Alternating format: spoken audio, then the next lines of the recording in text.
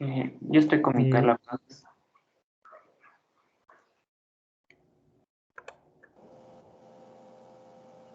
Era Luis A ver. García y Micaela Cajas, doctor, según la lista y el sorteo que nos había enviado. Ujú. A ver, déjenme revisar. Mm,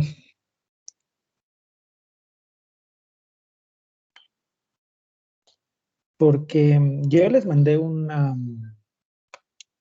sorteo, ¿no es cierto? Ustedes se registraron en un orden. Según esto, el primer grupo en registrarse por orden fue el del 11 de junio, que es Luis Adrián Saltos y Sandra Tatiana Quinatuán, ¿no es cierto? El primero en registrarse, nada más. Ajá, sí, doctor. ¿Verdad? Sí, Eso. Y ahí el segundo es Vanessa Rubito. De ahí yo les mandé un sorteo en el cual el grupo 1 iba al puesto 13, el grupo segundo en registrarse, que era Vanessa Rubí, iba al puesto 14, el grupo tercero en registrarse, que es Castillo Kevin, iba al puesto 10, y así hasta terminar los últimos. El último grupo en registrarse fue el de Emily Giselle, que se registró el 14 de junio a las 2:29. Ese iba al grupo, sorteado al puesto 9. ¿Esa tabla tienen ustedes? sí, doctor, sí les envié. Pero, o sea, nosotros lo entendimos como, o sea, el número de la izquierda es el orden de exposición. Entonces, el primero que le tocaría sería el grupo 13 esta semana. Al segundo grupo sería el 14, o sea, de esa manera lo habíamos entendido. Entonces, pero el grupo 13 es el que está compuesto por Luis Alfonso y Estefanía, ¿no es cierto? Sí, Estefanía Cajas. Ya, entonces está bien. Ya. Sí. Yo soy el que estoy al revés. A ver.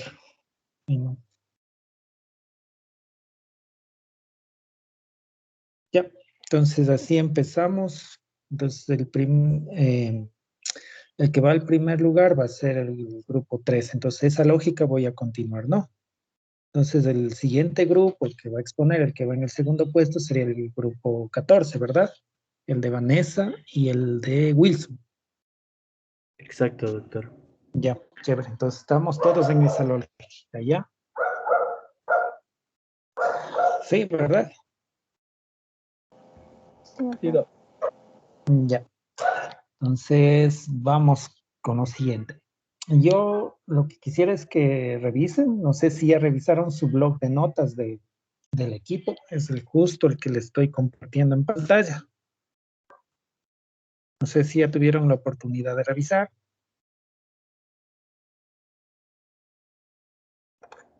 La verdad no, doc. Pues, por favor, para que vayan a la sección donde dice blog de notas, ¿ya?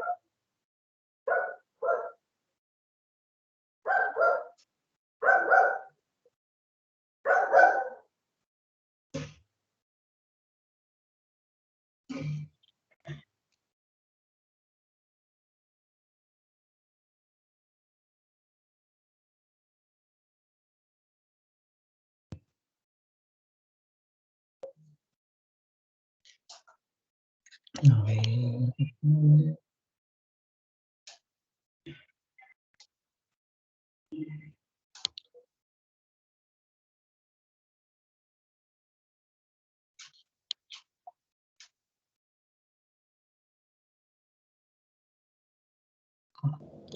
¿Logran ver la pantalla compartida? Sí, doctor. Aunque no le logramos escuchar bien, se le escucha entrecortado. Ya. A ver.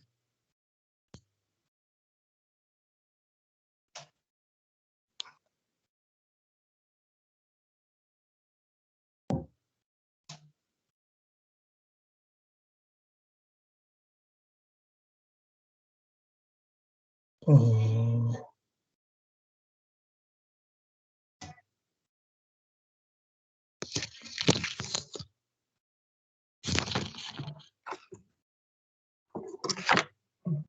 Ya, ahí de pronto.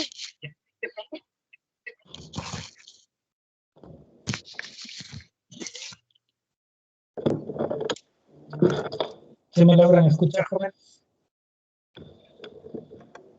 Sí, doctor, sí. Ya, entonces por favor revisen este blog de notas.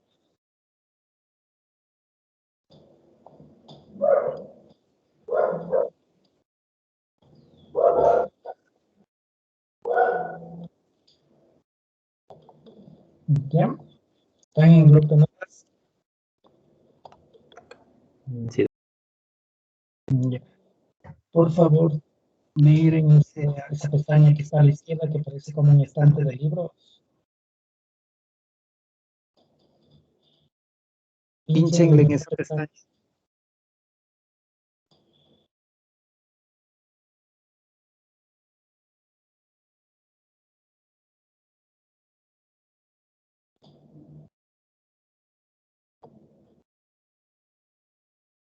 Ya, ahí van a poder observar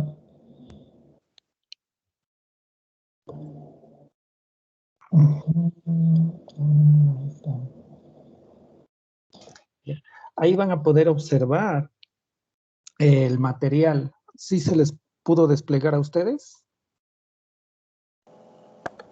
Sí, doctor. El módulo 4 sílabos. Sí, entonces por favor ahí está el sílabus y la programación y ahí está el material ya dividido por módulos, ¿no? Por si acaso. Ahora lo que quisiera que vayan es a la sección donde dice espacio de colaboración.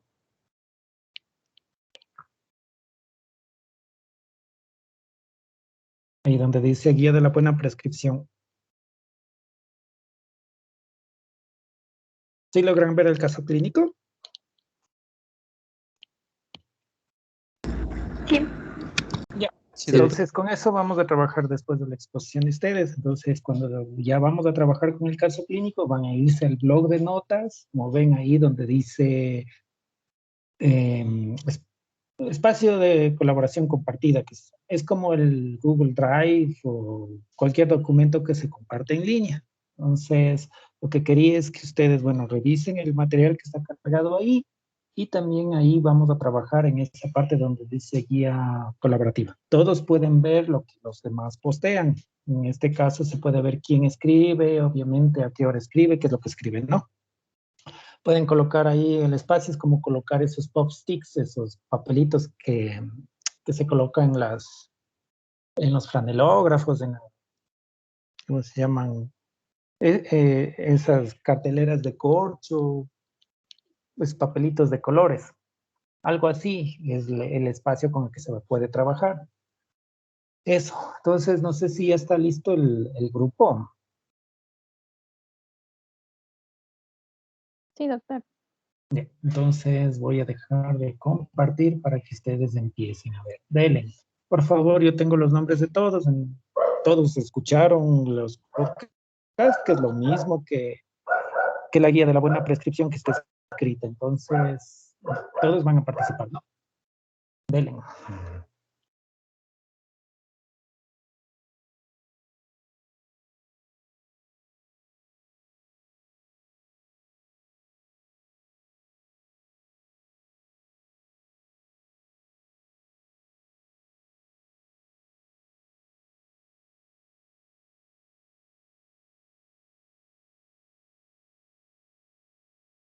Ya, por favor, comiencen más. Ya, buenas noches compañeros, doctor. Yo soy Luis Mejía y mi compañera Micaela Cajas les vamos a hablar acerca de los pasos de la terapéutica razonada. Siguiente, por favor. Bien, primero debemos de saber que la terapéutica razonada va a estar conformada por estos 6 pasos que siempre debemos de seguir. Entonces, como primer paso, vamos siempre a definir el problema del paciente. Como segundo paso, vamos a decir los objetivos del tratamiento, pero para nuestro paciente.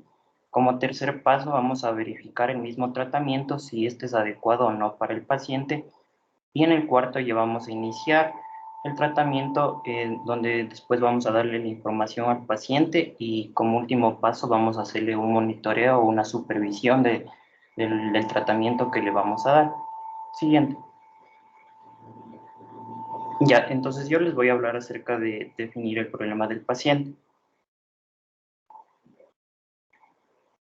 Ya, entonces vamos a atender a nuestro paciente. Entonces aquí principalmente lo que nos debemos siempre preguntar acerca de cómo empezar a definir el problema va a ser que nuestro paciente va a presentar una queja o un problema. Entonces, para nosotros iniciar un tratamiento, debemos de establecer primero un correcto diagnóstico. Dale, siguiente, por favor.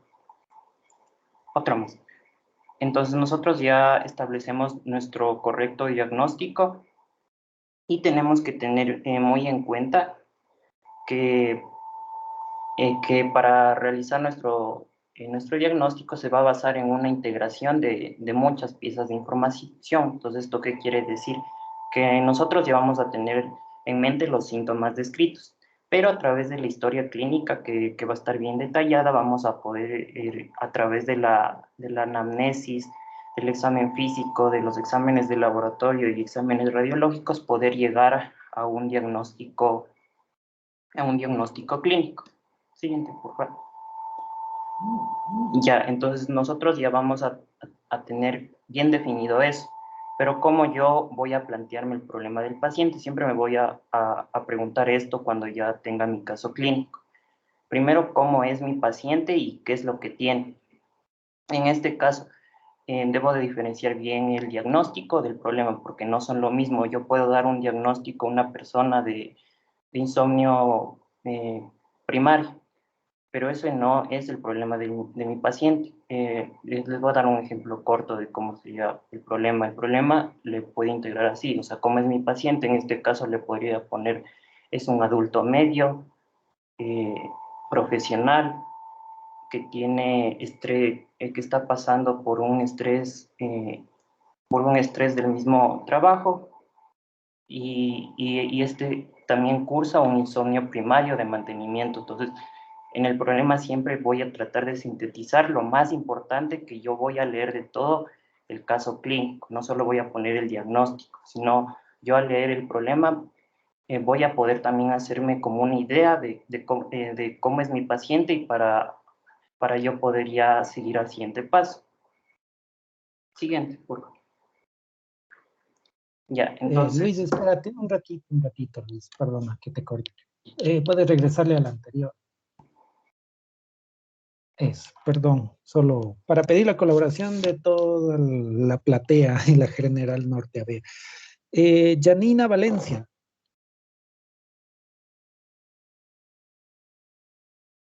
Janina. Janina Valencia, la una. Janina Valencia, dos. Janina Valencia. Sí, disculpe, no me funcionaba el micrófono. Presente. Buenas tardes. Ya, buenas tardes. A ver, entonces, Luis lo que acaba de explicarnos en la primera diapositiva es que no es lo mismo el diagnóstico del paciente que el problema, ¿no es cierto?, del paciente, ¿verdad? En eso estamos claros. Janina. Sí, doc. Ya, lo que quisiera es que nos ayudes también, así como hizo Luis, con otro ejemplo de cómo sería un diagnóstico y cuáles serían problemas.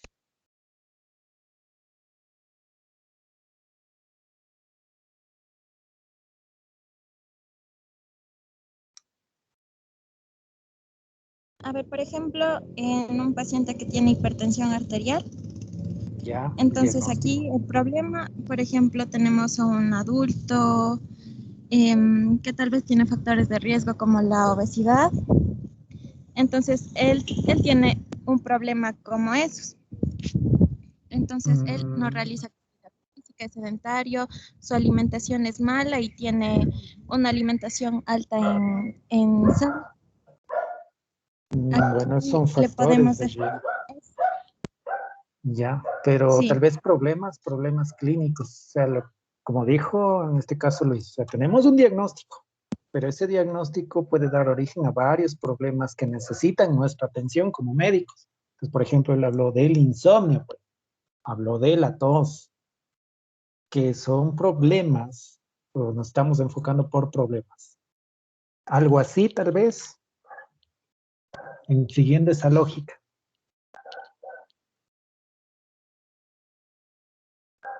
A ver, entonces puede ser que tiene dolor de cabeza, tal vez por o sea, quizá es posible que tenga un accidente cerebrovascular. No, pero ahí O estamos sea, hablando de cosas que tenga- no tiene. O sea, como dice Luis, o sea, es un paciente que tiene un problema pulmonar, cualquier enfermedad pulmonar. Pero esta enfermedad pulmonar puede desglosarse en varios problemas clínicos que está teniendo el paciente. En el caso del libro dice, es un paciente que sí, tiene tos, pero también tiene otro problema, el insomnio. No, la tos no le deja dormir. Entonces estoy enfocando en ese paciente que tiene esta enfermedad pulmonar. Por ejemplo, estos problemas que van a ser tratados desde ese punto de vista, desde esa lógica de problema. No digo, él tendría tal vez un SB o tendrá un SB, no. Reconocemos, como dice, signos, síntomas, organizamos un diagnóstico, pero también fragmentamos eso en problemas. O sea, esa es la lógica. Por eso ustedes leyeron la guía de la buena prescripción o escucharon lo de los podcasts, que es lo mismo. Por eso es que quiero que me ayuden en eso. Diferencien qué es un diagnóstico y cuáles serían los problemas. Ejemplo, así como igualito que hizo Luis.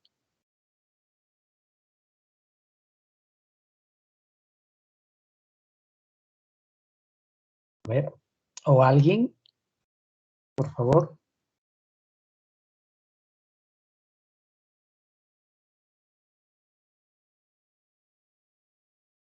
Jóvenes.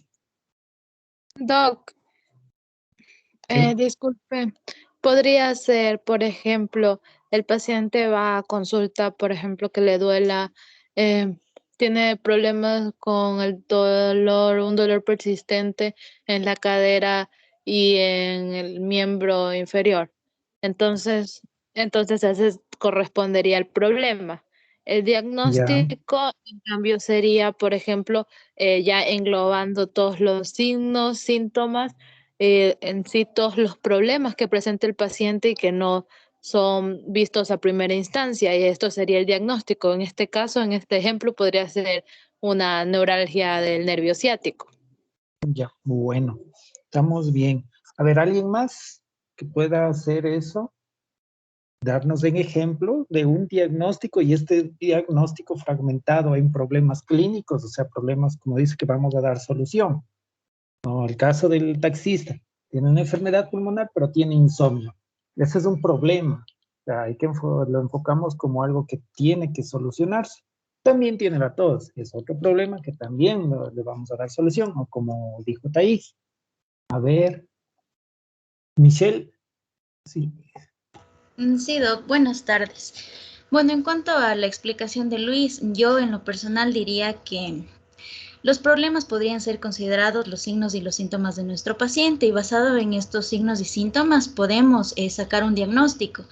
Mi ejemplo podría ser basado a un resfriado o a una gripe convencional. Ese sería mi diagnóstico.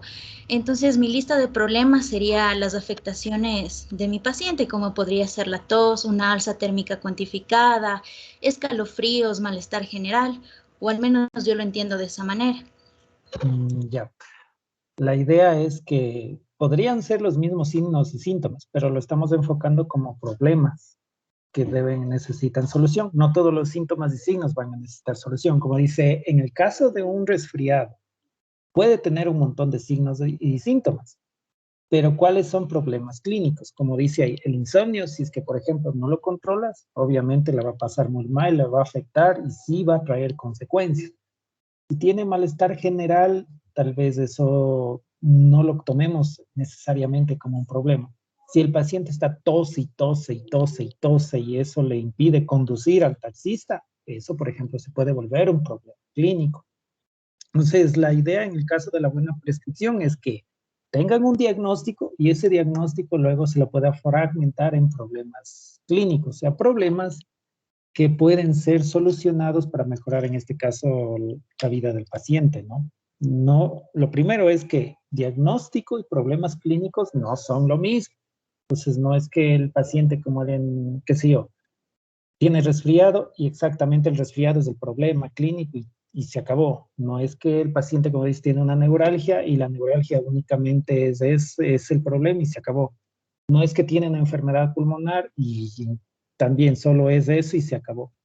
Son muchos los problemas clínicos que puede tener el paciente. Y a veces como médicos nosotros no encontramos esas pequeñas o sutiles diferencias al momento de dar tratamiento. Es más por eso. Por ejemplo, un diabético. ¿Qué problemas podría tener el diabético? Problemas clínicos, quiero decir. No sé si alguien podría ver qué problemas podrían afectar la vida de un paciente diabético. A ver.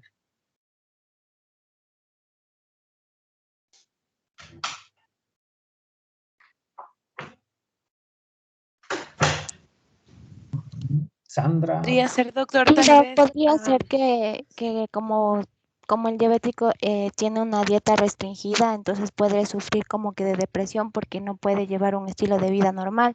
O sea, está disminuido los azúcares, por ejemplo. Tal vez en su familia consuman al momento del almuerzo, yo que sé, un postre y él no pueda porque por la misma diabetes, entonces él puede sufrir como que depresión. Sería asociado con la diabetes, creo. Ya, por ejemplo, esto no, como dice Sandra, tal vez un diabético podría tener en mi consulta, obviamente, no es que esto es estándar, ¿no? Tú eres la médico internista o la médico endocrinóloga que está tratando a los pacientes en el club de diabéticos. Y esta paciente en específico es la que tiene problemas en manejar, como dice, la dieta, no maneja los azúcares, no parece que no está haciendo caso y eso está complicando su diabetes. Podríamos aislar esto como un problema, la nutrición como un problema en el caso de este paciente diabético. Tiene diabetes, cierto, pero si lo enfocamos solo con que debemos dar el tratamiento, no sé si vieron esa pregunta del CASES, a los que hicieron el último examen de habilitación profesional, donde dice paciente con hemoglobina glicosilada de ¿cuánto era? De 6 incluso. La respuesta correcta debería ser darle sulfoniluria en vez de hacer dieta. Entonces, algo así. En el caso de los problemas clínicos, como dice, el diabético tiene ese problema de la dieta y tendrías que solucionar esa parte, ¿no es cierto? Con un nutricionista, lo que sea. Sí. El problema en el caso del manejo de la medicación sería otro problema clínico. O sea, tratar de fragmentarlo, no sé si de pronto lo ven. No solo es el diagnóstico y el diagnóstico equivale exactamente a algún tipo de tratamiento. Y a veces lo que más creemos como médicos es que todo trastorno, toda enfermedad tiene que terminar con un tratamiento, en este caso farmacológico. Muchas veces no es así. Cuando trabajen en la rural en grupos, ahí van a empezar a ver que no siempre las medidas farmacológicas son las únicas que pueden ofrecer como médicos. Eso, entonces no sé si quedó claro que diagnóstico y problemas clínicos en el enfoque de la terapéutica razonada no son lo mismo. ¿Está claro, jóvenes? Doc, yo tengo Sí, una doctor. duda. A ver, ¿alguien preguntaba algo? Sí, yo tengo una duda. ¿Los problemas del paciente se refiere a todas las molestias del paciente o solo a aquellas a las que hay que tratarlas? Ya, no son iguales que el diagnóstico, no son iguales que los síntomas. Los problemas clínicos, tú los fragmentas como para poder abordarlos de manera separada. Algo que necesite una atención y que se pueda resolver. Como dice, si la paciente no está comiendo adecuadamente, puedes englobarlo como un problema de nutrición y podrías trabajarlo con el nutricionista y esa paciente diabética pues va a comer mejor y de pronto eso va a mejorar sus niveles de glicemia.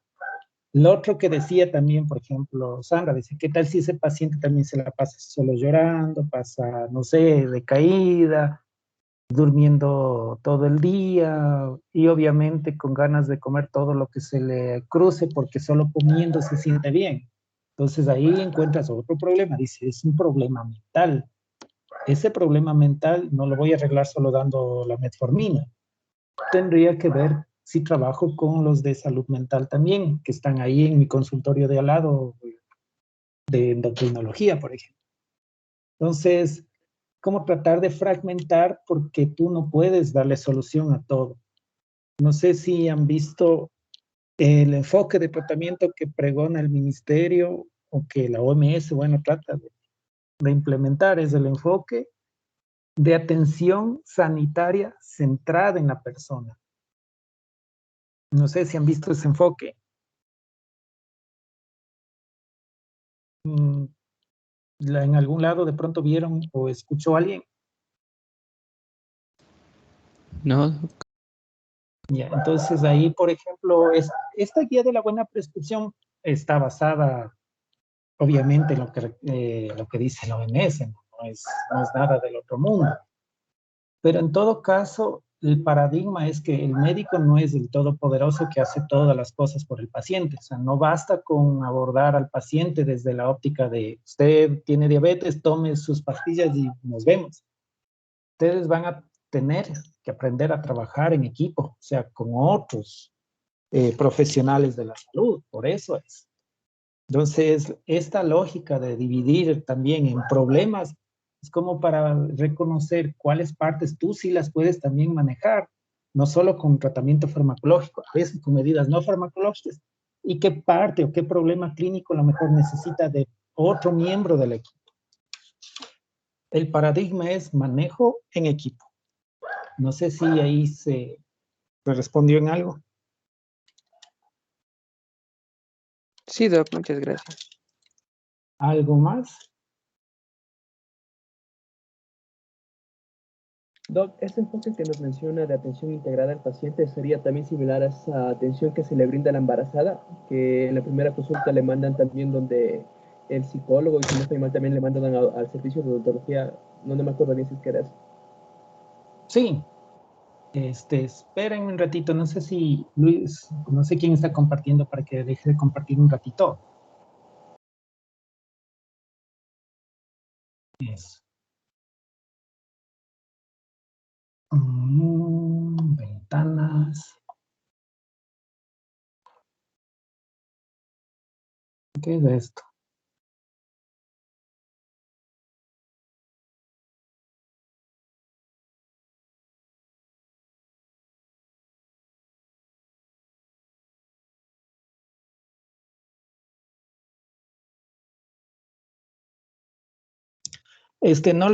No sé si sale el audio, pero está con los subtítulos. Infelizmente está en inglés.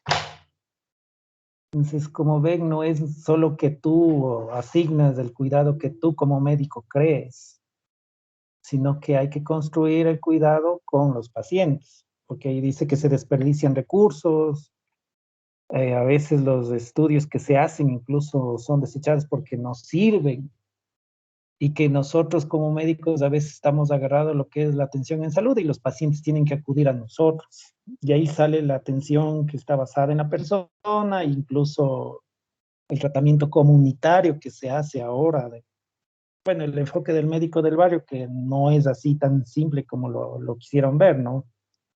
En otros países es bien estructurado, es tan bueno el primer nivel, los médicos que están en el primer nivel son tratados muy, muy bien, a tal punto que los médicos están muy, muy felices con atender en atención primaria, que se quedan ahí, pues. Y asimismo eso incide en que los pacientes sean tratados de mejor manera en el primer nivel. Entonces, pacientes, como dice ahí, son tratados de mejor manera, los médicos o personal sanitario es tratado de mejor manera. Y eso es lo que reduce los costos de que haya gente que se tenga que ir a los hospitales, por ejemplo. Se planifica con las personas, no es que se dice yo pienso que voy a dar, no sé, atención en neurología porque a mí se me ocurre. No, es de acuerdo a la planificación con la comunidad que se hace ahora este enfoque. Eso está implementado en países ya como Canadá, Brasil, Australia, Nueva Zelanda, Francia y creo que el Reino Unido. O sea, son pocos los países que manejan ese enfoque, ¿no? Entonces, la Organización Mundial de la Salud, el objetivo trata es de que los países, poco a poco, personal sanitario, tengan este enfoque. Como es de la OMS, por eso la guía de la buena prescripción. La guía de la buena prescripción es algo que se está implementando en los currículos de muchas universidades, no solo en la de ustedes. Entonces, ya les voy a pegar el link también para que revisen después del video. Ya. Eso, ya pueden volver a compartir.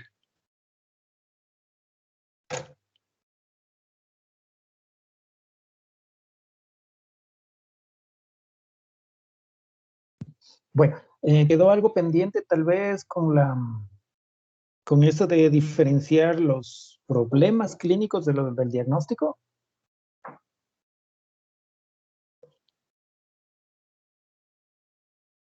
No, doctor. Ya, perfecto. Disculpe, Entonces, por favor, una acuérdense pregunta. de eso. A ver, díganme. Doctor, una pregunta, perdón.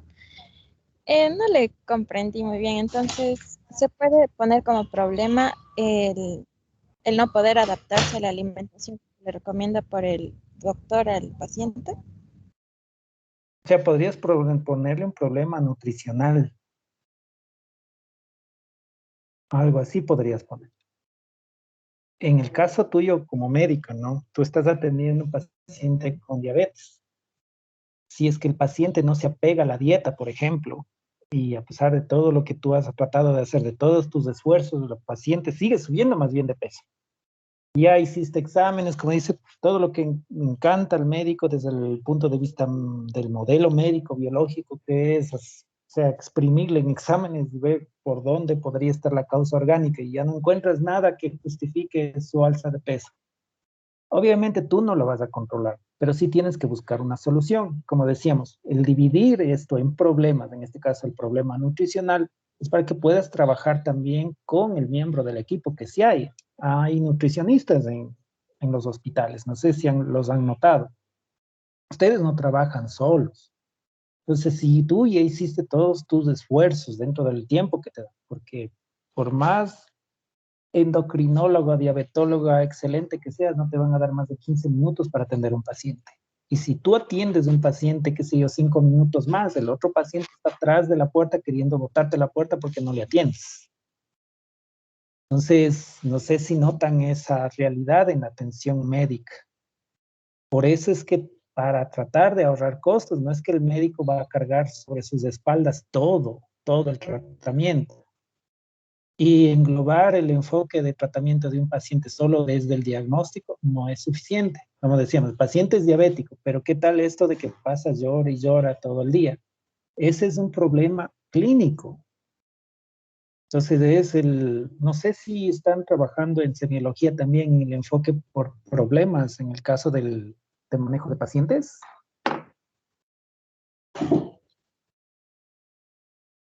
Jóvenes.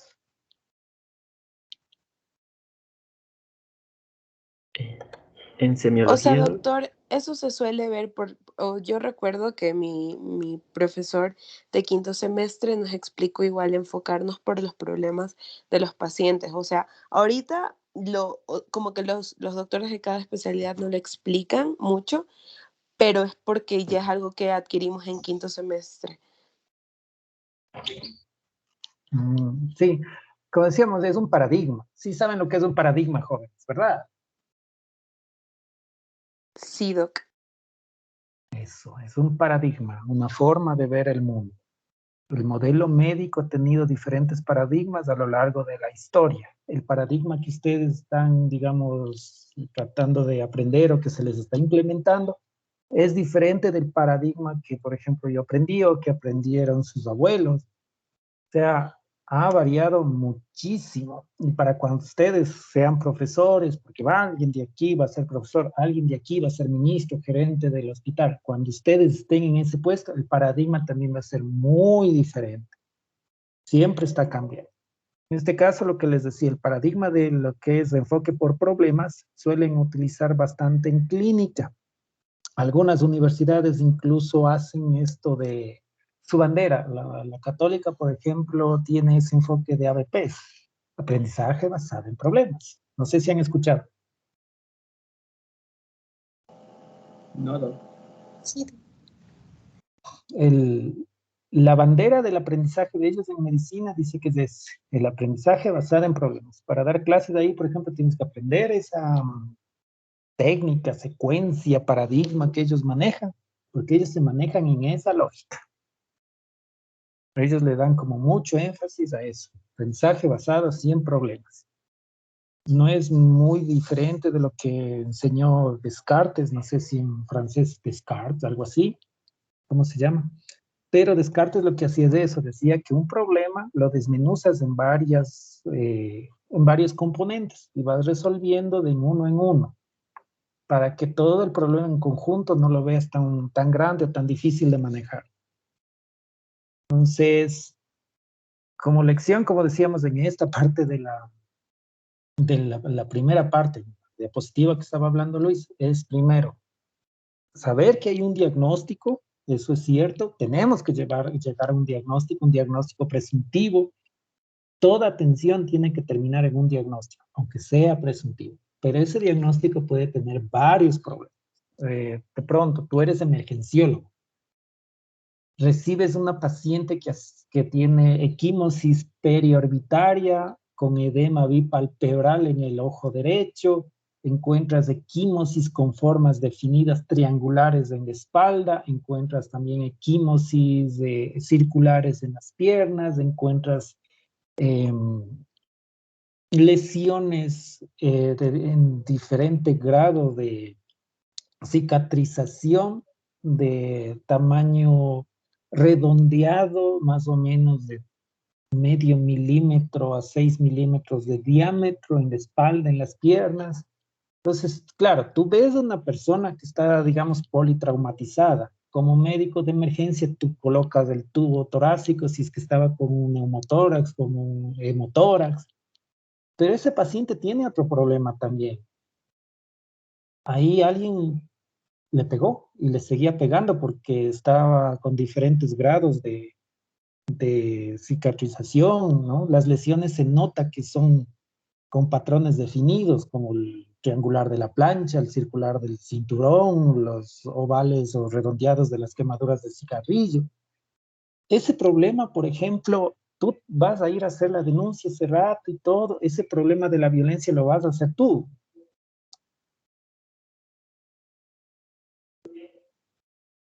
El protocolo ahora en los hospitales es que tú llamas a trabajo social y trabajo social notifica al representante legal del hospital. Ahora todos los hospitales tienen un representante legal. Y ese representante legal es el que hace la denuncia de violencia. ¿Sí ves? Hay un problema clínico, llega el diagnóstico, paciente politraumatizado, puedes diagnosticar hemotórax, lo que sea. Tú hiciste esa parte. Resolviste el problema del hemotórax de ese rato que era prioritario. Estabilizaste a la paciente porque estaba hemodinámicamente inestable. Pero hay otro problema suelto, el problema de la violencia. ¿Sí ves? No sé si ahí quedó un poco más claro.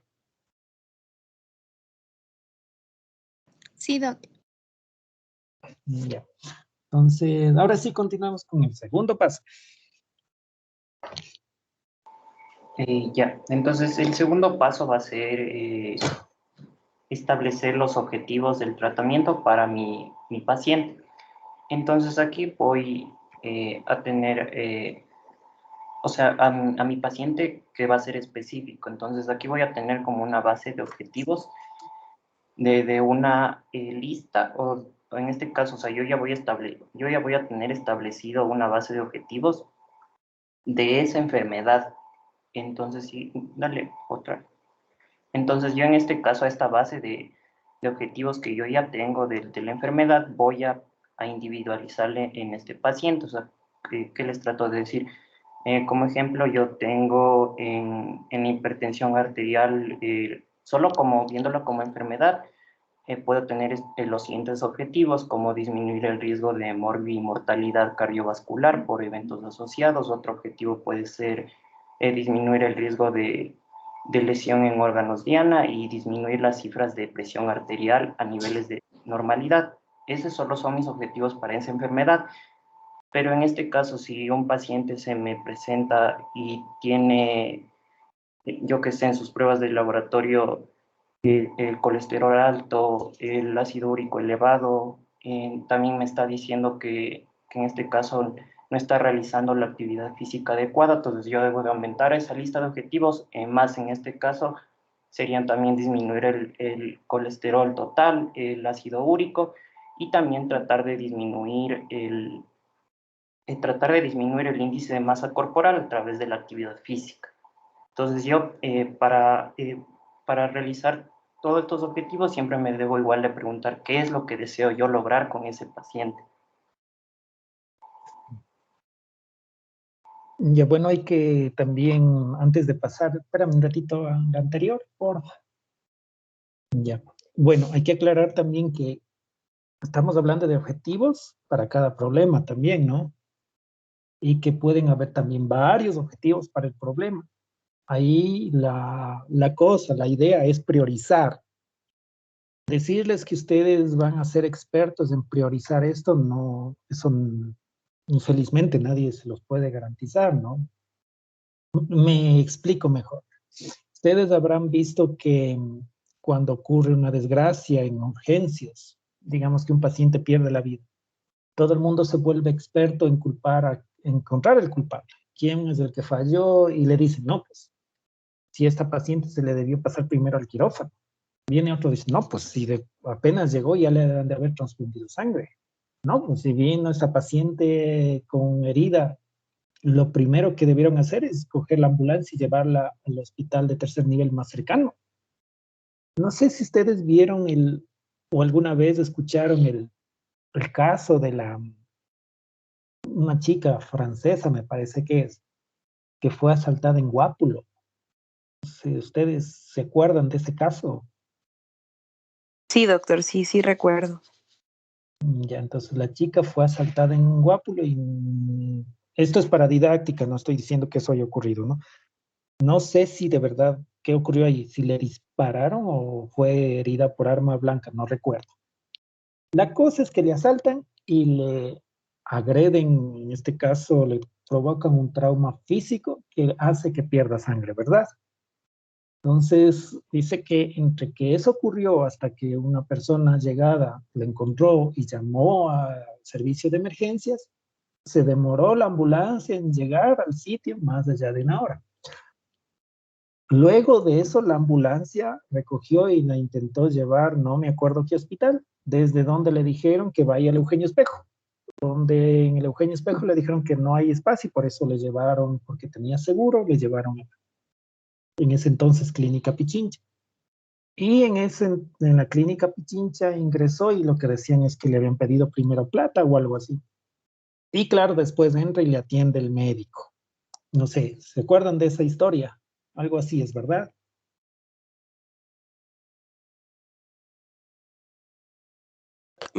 Sí, más o menos así. Ya, entonces la cosa es que cuando ocurrió ya la muerte, ahí sí todo el mundo dice qué es lo que se debió hacer. Pero el médico que atendió, por ejemplo, cuando le avisaron, lo que hizo es ir directamente. Lo que hizo es ordenar, como dice, concentrados de glóbulos rojos, que se le administre primero. Y ahí es donde comienzan a cuestionar esto, de que por qué el objetivo de este problema, en este caso la paciente estaba en un shock hipovolémico, por qué los objetivos no se priorizaron. Los objetivos terapéuticos no se priorizaron de manera adecuada. Entonces, decirles que con esto ustedes van a poder organizar sus objetivos terapéuticos es una maravilla y que todo va a dar siempre cierto, todo va a ser con certeza. Eso no va a ocurrir, jóvenes, por si acaso.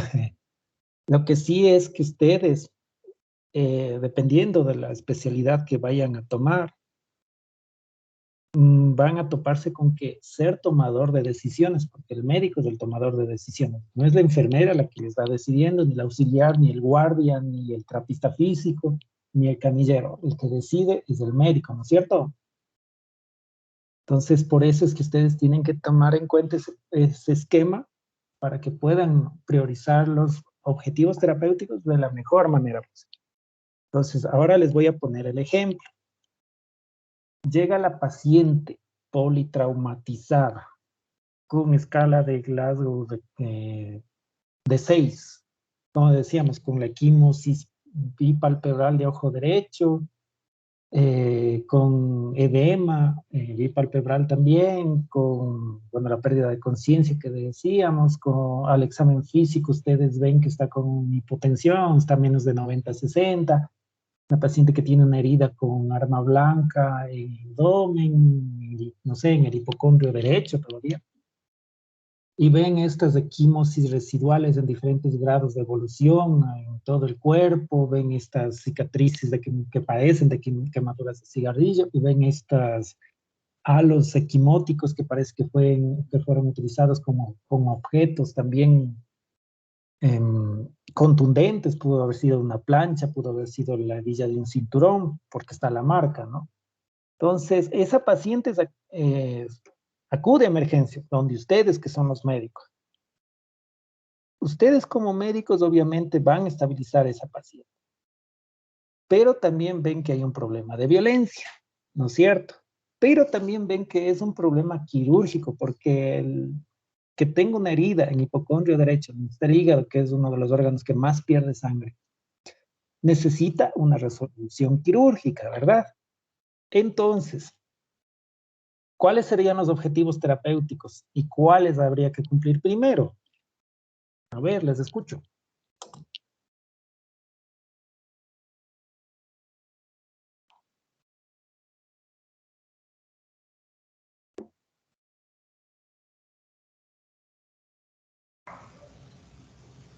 Lo primero sería, bueno, estabilizar un poco a la paciente y de ahí, pero de ahí asignarle a un quirófano para que pueda recibir la cirugía, y de ahí ya se podría luego en el proceso notificar la situación de violencia. Ya ven. Entonces, la idea de dividir en problemas es precisamente para que ustedes puedan gerenciar, manejar, hacer el acercamiento, como quiera que le llamen, de sus pacientes, ¿no? Como dicen, sí, hay violencia, es un problema, necesita resolverse, pero hay un problema quirúrgico, ¿no es cierto? Y también hay un problema, como dice, de inestabilidad hemodinámica. Tú como médico de emergencia lo estabilizaste, como dice, sigue perdiendo sangre y ese hígado probablemente es el que está ocasionando esa pérdida. Entonces consigues, como dice, quirófano, que le vea el cirujano, y el cirujano es el que se lo lleva, le opera. Una vez que la paciente ya está en recuperación, ya no hay peligro, ahora sí, vamos a llamar a trabajo social para que ahora sí tome a cargo el caso. ¿Sí ven? Entonces, para cada problema hay un objetivo y hay que priorizarlos. Vamos con uno más sencillo, en cambio. Ahora ustedes son médicos de atención primaria, es decir, están atendiendo en un centro de salud tipo A, tipo B, tipo C. Y si viene la señora con diabetes, la señora con diabetes está con su hemoglobina glicosilada de 12, en vez de tener los 80 kilos, ahora tiene 88 kilos. La señora, mientras está en la sala de espera, ustedes ven cómo está ahí sentada, desalineada, mirando al piso, como desarreglada, ¿no? Las lágrimas caen directamente desde los ojos y resbalan por las mejillas. Cuando la hacen ingresar a su consultorio, la señora se queda ahí sentada, casi no se mueve, queda hundida en la silla. Le preguntan, el familiar que está al lado dice que se la pasa solo comiendo y come chocolates, ¿no es cierto? ¿Qué problemas nomás hay ahí y qué objetivos terapéuticos plantearíamos? A ver.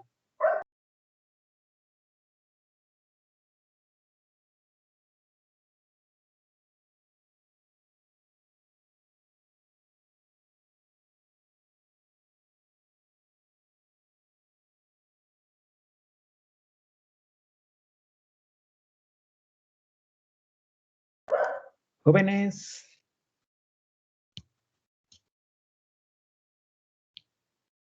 ¿Alguien?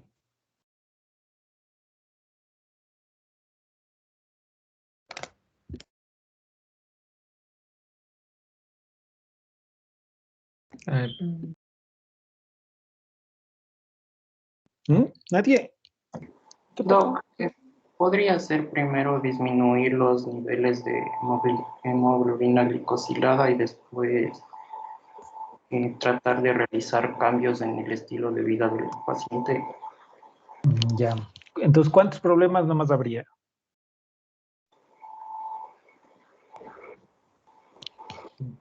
Tal vez dos. Tal vez el problema, no sé si decirlo metabólico, y el otro problema tendríamos que saber por qué viene el paciente llorando. Entonces, tal vez. Ujú. Entonces, como dicen, tal vez tenemos un problema metabólico, o dos problemas metabólicos, ¿no? Uno, que tal vez esa glicemia no está bien controlada, lo que te corresponde como médico, ¿no? También problema nutricional y, como dice, también tal vez tienen problema mental, depresión probablemente. Entonces, hay tres problemas. ¿Qué objetivos nos plantearíamos ahí?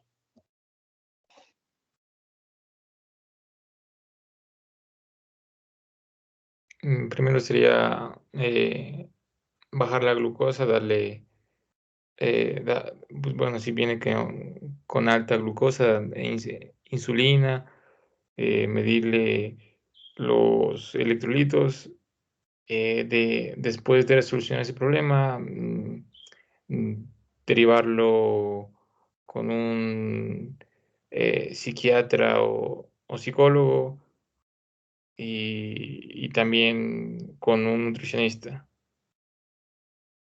Ya ven, chévere. Entonces, ahí, por ejemplo, como bien dices, si tú le ves la hemoglobina glicosilada, bueno, se te dice cómo fue antes, cómo está ahora, y ves que la glicemia, qué sé yo, está en 180, o sea, bueno, ya, no está como para hospitalizarle. Pero sí te toca intervenir. Y al mismo tiempo podrías hacer que le vea a la nutricionista, y claro, podrías referirle tranquilamente, si es que no hay riesgo de muerte, a alguien de salud mental. Entonces, como ves, es importante trabajar en equipo. Es muy, muy importante. A un nivel que funcione, a veces es necesario que tú mismo cojas la interconsulta y le lleves de la manito a la paciente y le dejes al lado ahí en el donde el nutricionista. La ventaja de trabajar en grupo, o sea, cuando trabajes en el grupo de hipertensión, en el grupo de diabetes, es ese, de que tú ya les conoces a tus pacientes y les llevas al el nutricionista y dice, a ver, doña Álvarez, doña Nayara, doña Nereida, a ellas tiene que verle, doctora, a la nutrióloga, al nutriólogo. Lo mismo si es que de pronto tienes un psicólogo o algo que haga el primer acercamiento, dice, mire, esta persona pasa solo llorando, yo creo que está deprimida, esta persona de acá también, esta otra persona se la pasa solo inquieta en las reuniones, por favor, revísela, ya les dice las interconsultas. Ya ven, esa es la ventaja de trabajar en grupos. Sí, hay que establecer entonces diagnósticos, problemas que podríamos manejar, problemas clínicos y qué objetivos, y priorizar esos objetivos para que se puedan ejecutar adecuadamente, ¿no? Algunas guías de práctica clínica ya vienen estandarizados los objetivos y también los tiempos. Por ejemplo, ¿ustedes han visto ya la diferencia entre una urgencia hipertensiva y una emergencia hipertensiva?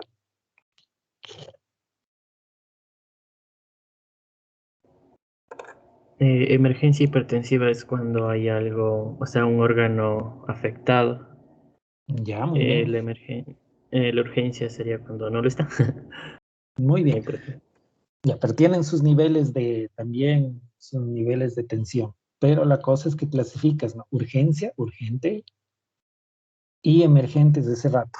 O sea, las urgencias suele esperarse un poquito más. A veces no sabemos de eso. Por eso los hospitales, algunos tienen urgencias y otros tienen emergencias bien, bien separadas. Bueno, en todo caso, si es una emergencia y hay compromiso de órgano blanco, hay que intervenir esa presión, o sea, hay que bajar esa presión. ¿En cuánto tiempo? ¿Quién se acuerda?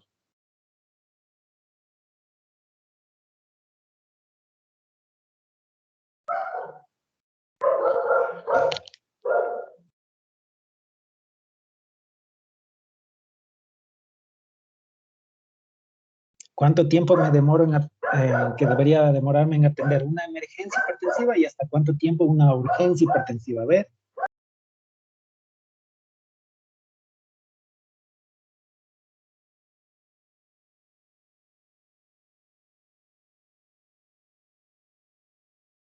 Jóvenes, no importa, no estamos evaluando ahorita, solo cómo se les ocurre.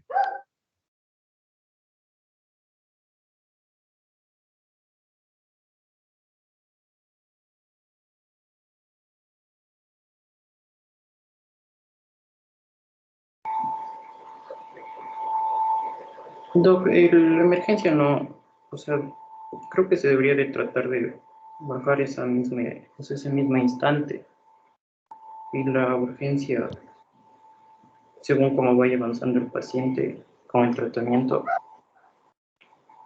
Ya, perfecto. Es eso, ¿no? Si es una emergencia, tienes que atenderle ese rato. Entonces, ahí sí tienes que bajarle la presión ese rato. Y la única forma de bajar en ese rato ya es utilizar bomba de nitroglicerina, de nitroprusiato, cosas así, ¿no? Y hablamos de presiones que están sobre 220, 180, cosas así de extremas, ¿no? Entonces, por eso es una emergencia. Si va a dañar órgano blanco, quiere decir que va a marchar ese pobre cerebro o algo así. Pero si vemos una presión que está en 160, 110, 100, 140, es una urgencia. Y ahí mismo en las guías dice puede demorarse hasta 8 horas en bajar esa presión. Entonces te da tiempo. Entonces eso te prioriza los objetivos terapéuticos. Tienes un problema, presión alta, bien alta. No solo es hipertensión. Pero para cumplir, en este caso, el objetivo que sería bajar la presión alta, lo podemos priorizar si es que es muy alta como una emergencia, ese rato, si es una urgencia que es alta, pero no tanto, y puedo demorarme hasta 8 horas. Entonces, incluso yo ya sé cuándo correr y cuándo no. Entonces, la idea es que quede cimentado que los objetivos terapéuticos van de acuerdo con los problemas y que puede haber varios objetivos y que hay que saberlos priorizar. Eso nomás. ¿Alguna pregunta, jóvenes?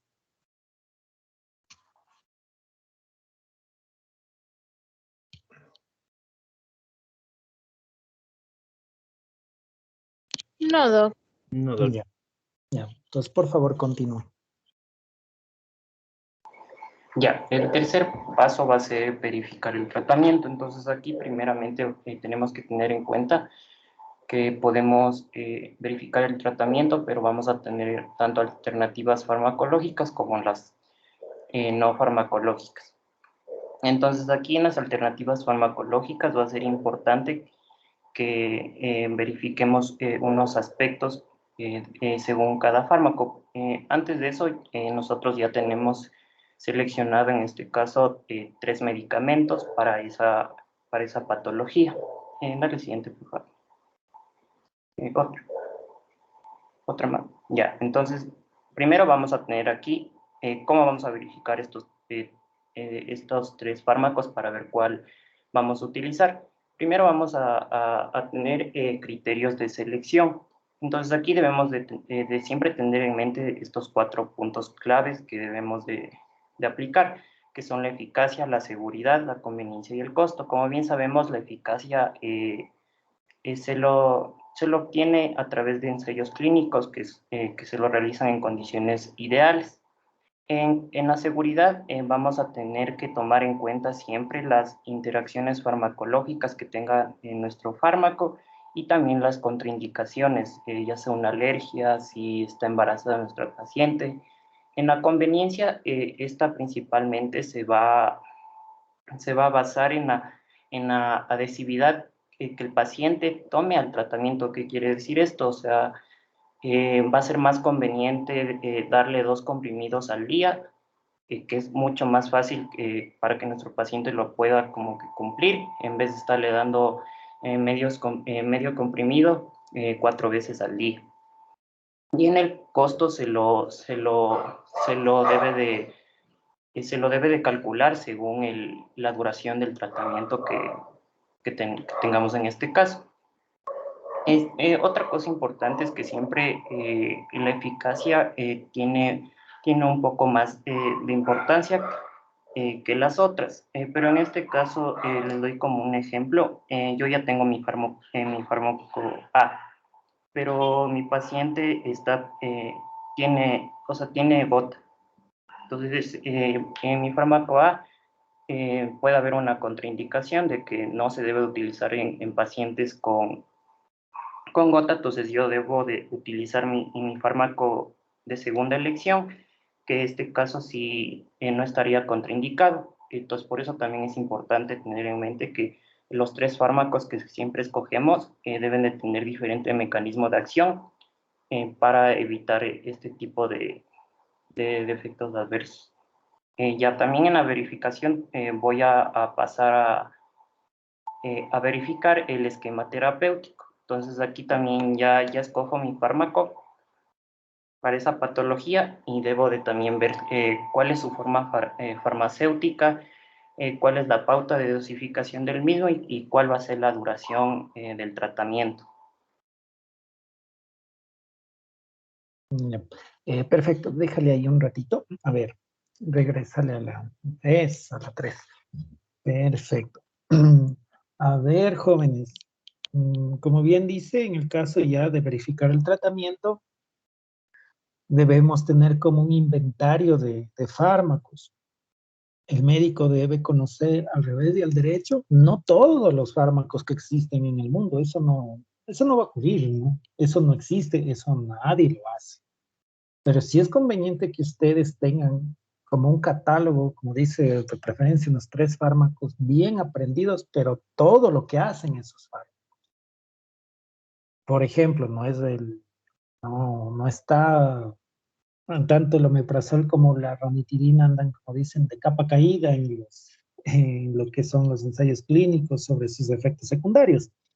Pero, por ejemplo, si vas a manejar patología como de enfermedad ácido péptica, debes saber cómo funciona un bloqueador histaminérgico como la ranitidina, que era en su tiempo, que hace un inhibidor de la bomba de protones como el omeprazol, y qué sé yo, qué hace el sucralfato.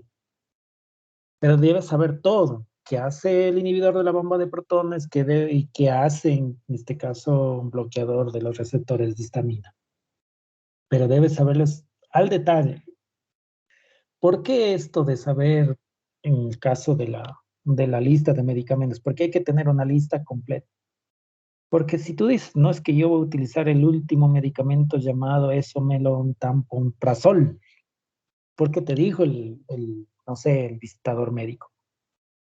Resulta que puede ser un paciente que está por ahí por la consulta y oye, que alguien le recomendó que más bien le pida al médico lansoprazol. Y el paciente te lo va a decir, dice, yo quiero que me dé eso porque es mejor. Como tú no sabes ni qué es el que estás dando, ni el otro que te está diciendo el paciente, es como un poco difícil defender el medicamento. Y muchos médicos terminan rotando por voluntad del paciente. Otro ejemplo más sencillo, cuando había el omeprazol y la ranitidina, alguien le decía a los pacientes que la ranitidina es mala y el omeprazol es mucho mejor. Hasta le decían, la ranitidina es como andar en un carro Pichirilo y el omeprazol es como andar en carro Mercedes-Benz. Chuta, y la gente le decía al médico, oiga, cámbiame, yo ya no quiero esas ranitidinas, cámbiame por el omeprazol. Y si no sabías al detalle cuál era el perfil del omeprazol y cuál el de la ranitidina, algunos médicos terminaban cambiándole el fármaco, porque no sabían en realidad si estaban haciendo o no un cambio justo, se puede decir, no se basaban en los criterios del fármaco, solo lo hacían porque el paciente se los pedía. Y eso ocurre con todo. Por ejemplo, antidepresivos, manejas un ISRS como la fluoxetina o la sertralina, sabes bien qué hace, qué no hace. Manejas un tricíclico, sabes bien qué no hace y qué no hace. Pero por ahí vino alguien que te dijo, un visitador, no sé, dele mirtazapina, que es el mejor que existe para esto. Le das sin saber cuáles son los detalles y el paciente puede venir y decir que le sentó tan pésimo, tan mal, que nunca más va a volver. Entonces, sí deben conocerse un inventario de medicamentos con los cuales ustedes manejen. Si alguien viene y me dice, estoy con cefalea tensional y yo le voy a dar la amitriptilina, como ya hemos de ver más adelante, yo sé cómo funciona la amitriptilina. Yo sé que debo darle un cuarto de tableta al inicio. Yo sé que debo subirle recién cuando el paciente ya no esté con sequedad de mucosas, por ejemplo. Si yo le doy una tableta entera sin saber, ese paciente el otro día viene capaz de me insulta. ¿Ven? Hay que saber bien el fármaco que vamos a manejar. No deben saber toditos, pero sí deben tener un catálogo. Hay como dice 3. Ahora la otra cosa. ¿Qué es eficacia y qué es efectividad, jóvenes?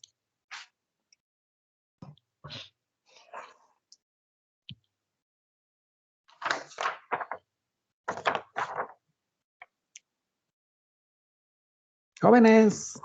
Que la eficacia se basa en sí en los ensayos clínicos y la efectividad ya es en la práctica clínica habitual. Eso. Tomarán en cuenta eso. Eso es muy importante. La eficacia de las vacunas comparada con la efectividad de las vacunas. Tomarán en cuenta eso.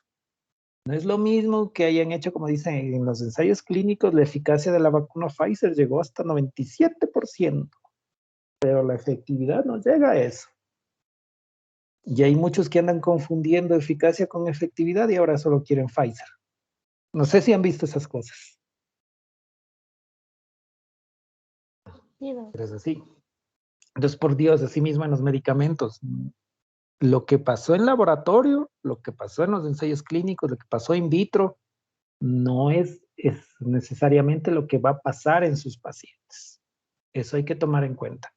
Dicen que, qué sé yo, este medicamento es tan bueno para la cefalea tensional que tiene una eficacia del 99%. Entonces tú esperas que todos los pacientes prácticamente remitan la cefalea tensional y eso a veces no va a ocurrir porque la efectividad es diferente.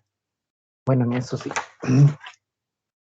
En cuanto, bueno, la eficacia es,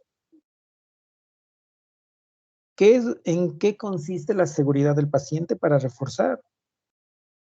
Pero eso preguntemos a los jóvenes. A ver, ¿está por ahí Fátima Macas? Buenas tardes, doctor. Presente. A ver, ¿qué otro aporte sobre seguridad además de lo que dijo Luis? A ver.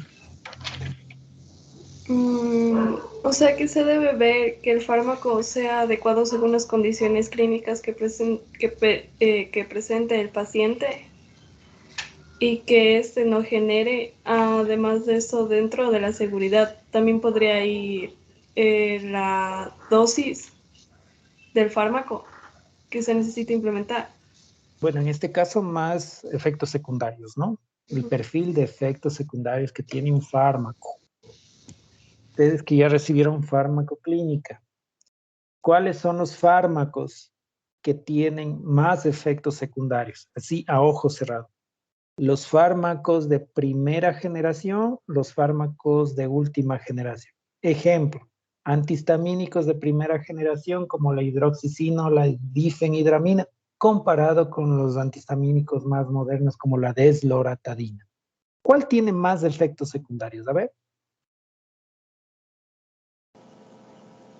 Los de primera generación, ¿no?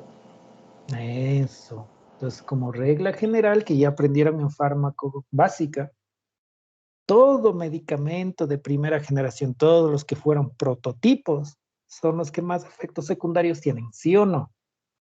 ¿Estamos de acuerdo en eso? Sí, no. Y les digo eso porque a veces en los exámenes de fármaco les saben poner precisamente eso.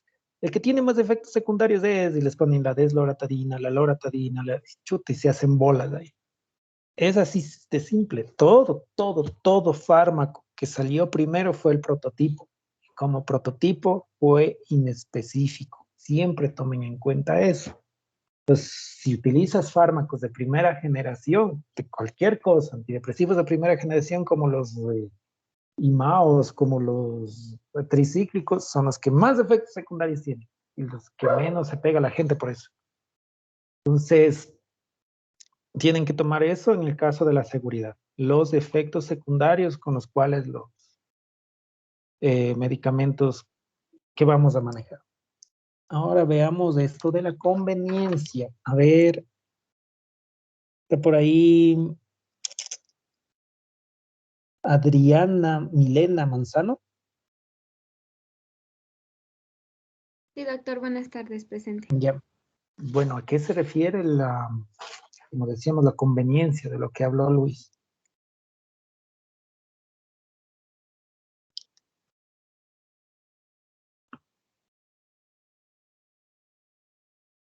¿Mm?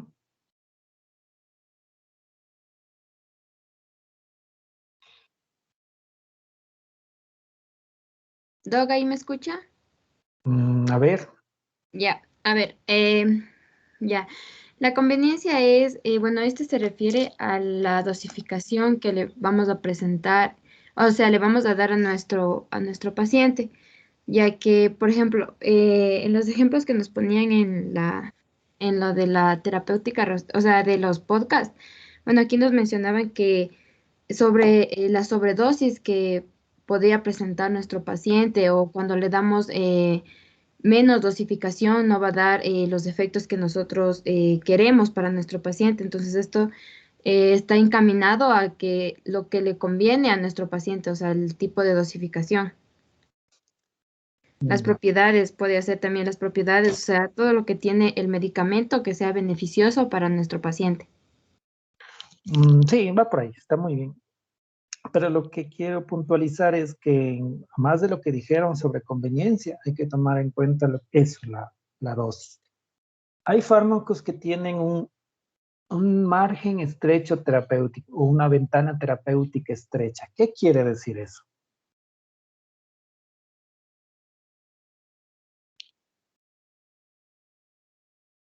A ver, jóvenes. Sí, yo Tal vez que, A ver, alcen la tal vez mano. que, o sea que hay que tener mucho cuidado con esos fármacos porque si le damos, aumentamos una dosis así pequeñita, ya podría causarle daño al paciente. En cambio, si no le administramos la cantidad suficiente, pues sería mucho más fácil que sea ineficaz. Ya, ejemplos de medicamentos con ventana terapéutica estrecha. La warfarina. Ya una, otros más.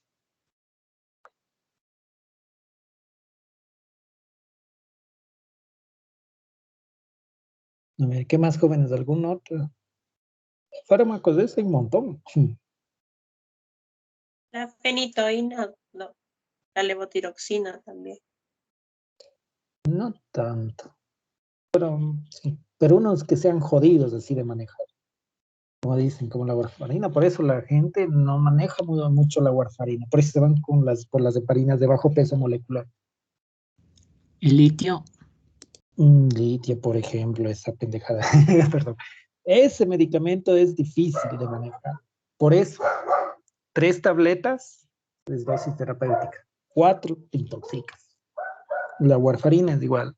Por eso la warfarina y el litio lo que hacen es medir los niveles plasmáticos para corregir dosis. Con la warfarina, ¿qué nomás saben mandar a hacer? A ver, ¿qué exámenes les mandan a hacer con la warfarina?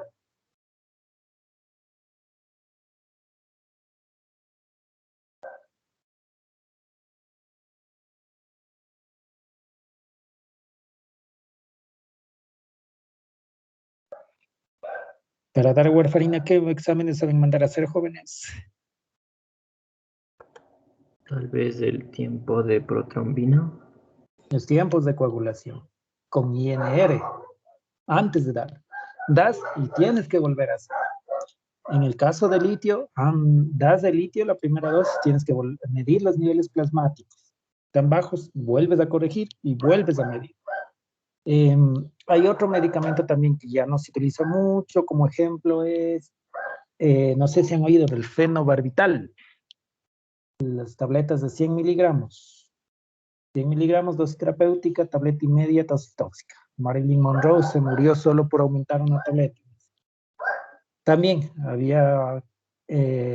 era lo único barato para controlar las crisis convulsivas. No he visto que se utilice ya casi el fenobarbital, pero cuando se utilizaba igual tocaba hacer niveles plasmáticos. Eso la una cosa, entonces ver que los medicamentos tengan un margen terapéutico amplio, no estrecho. Y la otra, la fracción o el fraccionamiento del medicamento. Da lo mismo que le des una sola vez al día, una sola vez a la semana, una sola vez al mes, o que le des 4 veces al día. ¿Cuál les parece más fácil de manejar?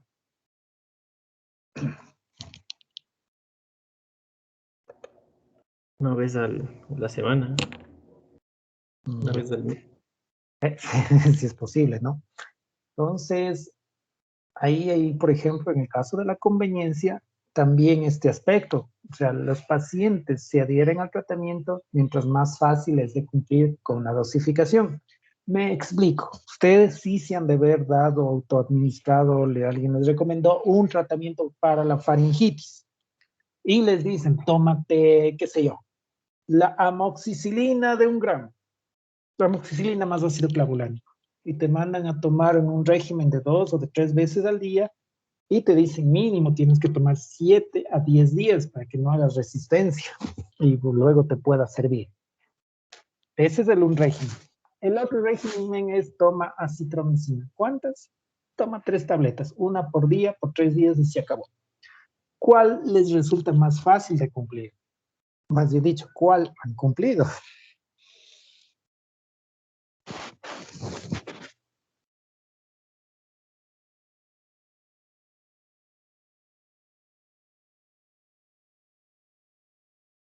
Jóvenes, ¿nunca se han enfermado?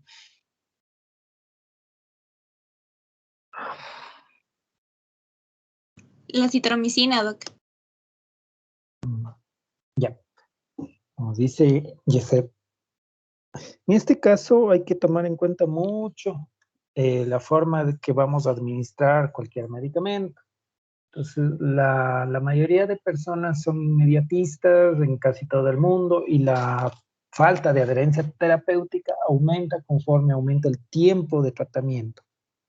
Es decir, mientras más largo es el tiempo de tratamiento, más difícil que el paciente cumpla, a tal punto que cuando hay que dar medicación de por lo menos 6 meses, el 90% no lo cumple.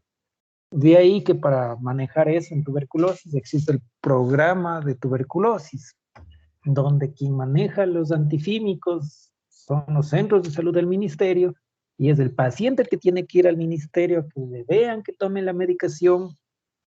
Y si no toma, a ustedes como médicos rurales les toca ir a buscar en la casa y darle, con el objetivo de que cumpla. Porque si se saltan dosis va a ser resistencia y el esquema es más complicado, hace resistencia y peor se va a morir. Asimismo, si es que ustedes han tenido que elegir entre 2 esquemas, entre tomar la amoxicilina más ácido clavulánico 3 veces al día, 2 veces al día por 10 días y solo tomar una tableta durante 3 días seguidos, se van por el que es más fácil de cumplir. Asimismo son sus pacientes. Entonces, cuando ustedes vayan a elegir el tratamiento, tienen que ver que sea conveniente para el paciente, en ese sentido, en el sentido de que pueda adherirse al tratamiento.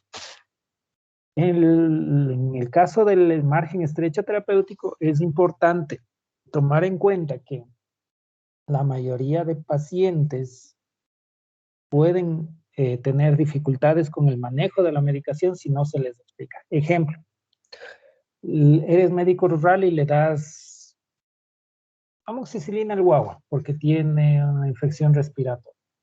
Entonces calculas, como te enseñaron, calculas la dosis por kilo de peso, coges el jarabe y le dices que debe darle 3.5 ml del jarabe cada 8 horas. Y le regalas la jeringa ahí en el centro de salud para que la mamá le... Y hay madres que le dan con todo y aguja y el guagua porque se ha movido mucho, se ha pinchado la lengua, la boca. O gente que de pronto le dijiste que se tome las tabletas, son 3 al día y se toman de golpe las 3. Si alguien, por ejemplo, toma el litio 3 juntas, se va a intoxicar. Lo mismo va a pasar con la warfarina, chuta, va a terminar en el hospital.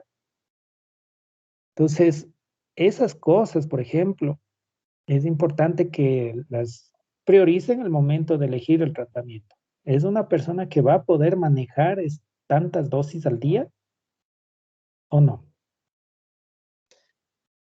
Hecho. ¿Alguna pregunta, jóvenes? No, doctor. Ya. Y la otra cosa, bueno, en el caso del costo del tratamiento hay que tomar en cuenta que por más bonito que sea el medicamento, por más efectivo que sea, por más que sea la panacea, si no hay plata y es el paciente el que lo va a comprar, pues no vas a poderles dar el tratamiento. Tanto es así que si ustedes han ido a comprar algo en las farmacias y a veces la gente está con una receta comprando ahí, ustedes van a oír cosas de ¿cuánto cuesta esta receta? O sea, primero averiguan cuánto cuesta. y dice, cuesta $60 con no sé qué, y esto, y esto, y dice, y si le compro la mitad. No sé si han visto eso en las farmacias. Entonces, cuando se trata de salud y cuando es la persona la que tiene de qué comprar, por más bonito y por más bueno que sea el medicamento, si no hay plata, no lo van a comprar y no van a completar el tratamiento. Lo mismo en el caso de las epilepsias que decían la fenitoína. La fenitoína debe tomarse con horario específico, tiene que ser cada 8 horas. No puede ser café, almuerzo y merienda, tiene que ser cada 8 horas. De ahí que ustedes van a, no sé si ya revisaron las siglas que se utilizan en las prescripciones. Por ejemplo, QID, TID, PRN, HS. ¿Ya revisaron esa parte? No, doc. Ya, pero existen esas siglas, ya las vamos a repasar, para prescribir. Entonces, por ejemplo, QID es 1 vez al día, TID es 3 veces al día, pero también existe cada 8 horas, cada 6 horas. Entonces, cuando tú pones TID en las prescripciones del hospital, quiere decir que le van a administrar 3 veces al día, en el horario en que las enfermeras administran. Que no es que la enfermera coge la medicación y se rata le va a dar. Y le dejaste al paciente que tome la claritromicina BID 2 veces al día, y ese paciente está ingresando a las 2 de la tarde, no es que le van a dar a las 2 de la tarde la claritromicina. Ellas tienen el horario que 2 veces al día, la una es a las 6 de la mañana y la otra es a las 6 de la noche. Entonces la siguiente dosis será administrada, o la primera dosis, más bien dicho, será administrada recién en el horario de las 6 de la tarde, cuando le toque el horario de BID a todos los de la sala. Si pones cada 12 horas exactamente, quiere decir que desde que tomó la primera dosis tienen que administrarle a las siguientes 12 horas y de ahí a las siguientes 12 horas. Entonces hay unas pequeñas diferencias y ahí es donde sin saber se ganan el profundo aprecio de las enfermeras. Que no les gusta que alguien les venga a poner Estadi cada 8 horas, porque eso implica que tienen que, además del horario en el que ellos administran medicación, administrar estos extras. ¿Hecho? ¿Preguntas?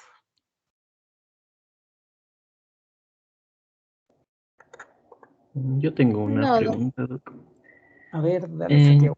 En los podcasts nos habían dicho también en este aspecto, con respecto a la adherencia del tratamiento, que muchas de las veces, como usted menciona, los tratamientos no son eficaces y no resultan.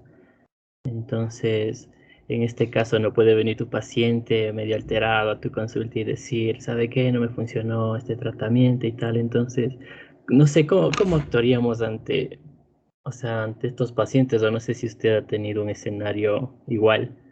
Porque, o sea, en lo personal sí me resultaría difícil, ¿no? Tratar de explicarle por qué no funcionó. Claro. Como médicos, ustedes van a estar expuestos a eso, precisamente. Por ahí hay un meme y no sé, cuando algo da bien, cuando algo da cierto, cuando algo sale correcto, el paciente va a agradecer siempre a Dios, al familiar y a cualquier persona. Eso va a pasar siempre. Y cuando algo sale errado, a quien primerito van a culpar es al médico. Esa cruz van a tener que cargar siempre, jóvenes. Pero esto sí es cierto. Los pacientes, como todos los seres humanos, tienen la tendencia a echarle la culpa siempre a alguien. O sea, si eres médico de emergencia, vas a atender personas que acaban de convulsionar, porque eso es lo que hace la gente. Acaba de convulsionar, como es espantoso el escenario de que cayó como poste en medio de la Sodiro y que justo ahí de la Sodiro a la emergencia del Eugenio Espejo hay un pase, entonces le llegaron. Y tú tienes que salir a verle y atenderlo. Y claro, tu pregunta más lógica es, ¿qué pasó? Convulsionó y no está en tratamiento. Claro que toma tratamiento. ¿Y cómo toma? Como le indicó el doctor. Pero a pesar de eso, sigue convulsionando. Y a veces es una cosa tan simple como que la misma paciente o el mismo paciente o los familiares le están administrando, como decíamos, la fenitoína cuando se les ocurre. A veces toma a las 6 de la mañana, luego a las 12 del día y luego meriendan a las 6 de la noche, o a veces sale de paseo y como ya salió ya no tomó. Entonces, en este caso, cuando hay una aparente falla terapéutica, aparente digo porque no sería verdad, siempre que se puede hay que mandar niveles plasmáticos de los medicamentos. Por ejemplo, el Eugenio Espejo tiene niveles plasmáticos, me parece que de 26 tipos de medicamentos. La mayoría antiepilépticos, pero sí dosifica warfarina, litio, carbamazepina, ácido valproico, clozapina, risperidona, tiene un montón de medicamentos. Entonces, si pudieras antes de declarar falla terapéutica, doblar la dosis, hay que medir los niveles plasmáticos.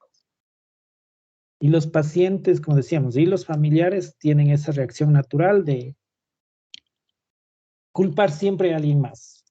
Eso siempre va a pasar. Entonces, el manejo, el mejor manejo es, claro, atender al paciente, explicarle que se le está dando la atención, estabilizarle y, claro, volver a indicarle que debe ser exactamente como le han indicado en neurología, como dice el libro en cuanto al manejo del medicamento. Si es cada 8 horas, pues es cada 8 horas, no antes, no después. Pero ya de eso sí es un arte, porque sí van a ver que gente que por más paciente o comprensivo que se porte con el médico, a veces le caen encima y le van hasta maceteando, ¿no? ¿Algo más?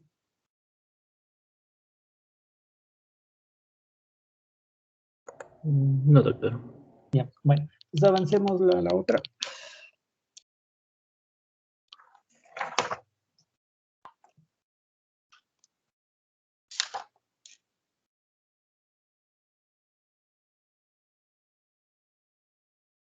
Ya, ahora sí me regreso. Es que no creo que se me prende el micrófono. ¿Sí me escuchan en este momento? Sí. Ya. Entonces, una vez que hemos elegido el tratamiento, vamos a ir al siguiente paso, que va a ser el inicio del tratamiento. Y comenzaremos con esta imagen.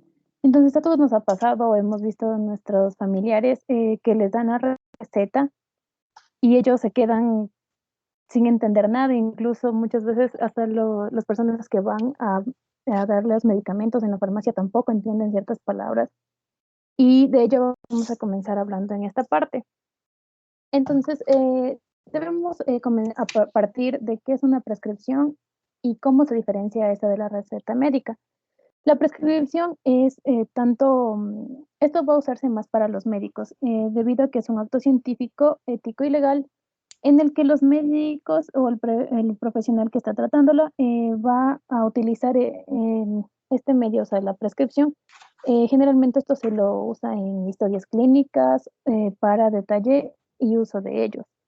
Pero la receta médica, a diferencia, es un documento legal por medio del cual los médicos o el prescriptor legalmente va a dar el medicamento que se va a usar en el tratamiento de la enfermedad o de lo que se haya diagnosticado al paciente. Para ello, el escribir la prescripción es importante que ésta sea clara, legible e indicar lo que se debe suministrar. Como podemos ver en esta imagen de aquí, no se entiende nada de lo que está escrito. Y esto puede generar confusión y también fallas al momento de entregar el medicamento o de suministrarlo. Pero a diferencia de esta, que ya se puede entender mucho más la letra, y esto nos va a ayudar tanto para que no se cometan errores, como para que la persona que va a recibir la receta pueda entender cómo usarla y cómo debe administrarla. Ahora, uno de los símbolos que se escriben es este RX, que significa recite, que quiere decir tomar, y el D, que es dispénsese. En cuanto a las partes que debe tener esencialmente una receta médica, tenemos estas. Entonces, les he puesto los números y colores para que nos sea más fácil recordarla. Primero vamos a comenzar con el nombre y dirección del prescriptor. Esto es importante porque si tal vez en la farmacia, al momento de entregar el medicamento no entienden alguna palabra o no están seguros de la dosis o el número no es claro, ellos pueden llamarle a la persona que dio la receta médica, en este caso el médico, y poder preguntarle sobre cuánto es la dosis o qué fue lo que él escribió y evitar confusiones. El número 2 es el nombre y la potencia del medicamento. Esto es importante para poder conocer qué medicamento se va a dar. Y en este caso es aconsejable que sea escrito el medicamento en nombre genérico para evitar que no, o sea, para que no se dé confusiones de que tal vez el médico tiene alguna preferencia por un medicamento en particular y la potencia del medicamento que también es importante. El tercero es la forma farmacéutica y la cantidad total del medicamento. Por ejemplo, en este caso van a ser comprimidos y la cantidad total que va a ser de una caja. Otro dato importante es la fecha de prescripción, debido a que en muchos países, y como habíamos escuchado en los podcasts, aquí en Ecuador, al menos hay una ley en la que a partir de los 3 días no se pueden suministrar antibióticos, es decir, medicamentos que son para infecciones. Entonces es importante la fecha de esta prescripción porque existen ciertos regímenes donde no pueden suministrar debido al tiempo que ha transcurrido. Otro de ellos es el nombre y la dirección del paciente, y esta tiene que ir acompañada de la edad. Como sexto, la información en el prospecto. Esto quiere decir que se debe informar de una manera clara la cantidad que se va a tomar, cada qué tiempo y cuál va a ser el tiempo total del tratamiento que se va a dar. Y finalmente, el firmo y las iniciales o la firma del prescriptor. En muchos casos se puede también añadir el sello de la persona que está recetando. Ya, pues, un ratito todavía en la diapositiva 4 ya. A ver, en lo que dice en cuanto ya la receta, es verdad. Existen las prescripciones y existe la receta. Las prescripciones es lo que se escribe en la historia clínica y esto tiene un lenguaje técnico, ¿no? Sigue una secuencia. Entonces, cuando estén en los hospitales, cuando sean internos, chuta, les va a tocar aprender eso de golpe, porque quienes ponen las indicaciones o las prescripciones son ustedes como internos, ¿no? Entonces, dicen que es para que practiquen, pero bueno, terminan haciendo ese trabajo. Así que eso es una cosa. En la receta, bueno, ahí en cambio es para entregarle eso a un farmacéutico y el farmacéutico pueda despachar, como dice ahí, dispensar el medicamento que ustedes están dándole al paciente. Ahora, solo unas puntualizaciones pequeñas. Como bien dice, en cuanto a lo que es el nombre, tienen que estar los 2 nombres, los 2 apellidos. En el Ecuador se recomienda que tenga todo lo que está ahí, es verdad, porque en el caso de algún medicamento que no entiendan, de ley el número que está ahí, tiene que llamar el farmacéutico y comparar y si es posible verificar el medicamento que está despachando. En este caso, ¿qué medicamentos son los que se hace esa verificación? ¿Alguien sabe?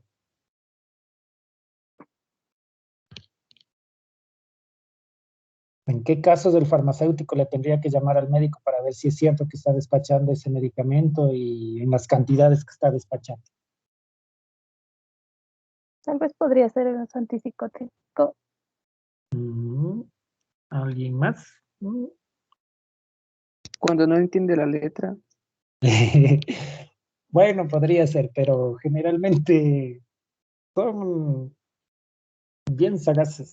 No, casi no llaman porque no entienden la letra. Llaman por el tipo del medicamento que están prescribiendo. Ahí sí te llaman.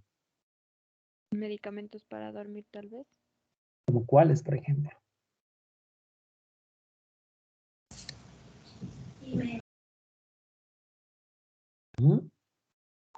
Las benzodiazepinas.